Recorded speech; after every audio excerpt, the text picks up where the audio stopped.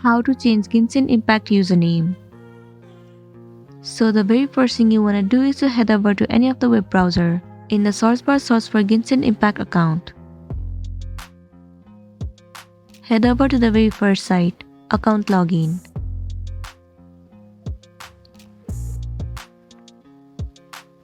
Well, it will land you on this interface. You need to log into your account. Well, as I have created my account through Google account, tap on this Google icon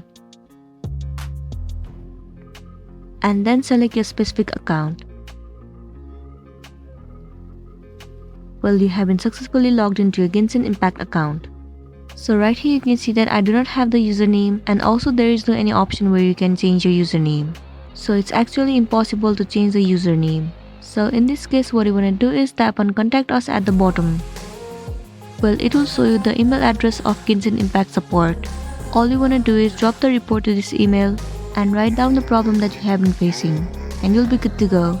So that's it, and this was our tutorial video on how to change Genshin Impact username. I really hope this video is going to be helpful for you. Thank you for watching it till the end.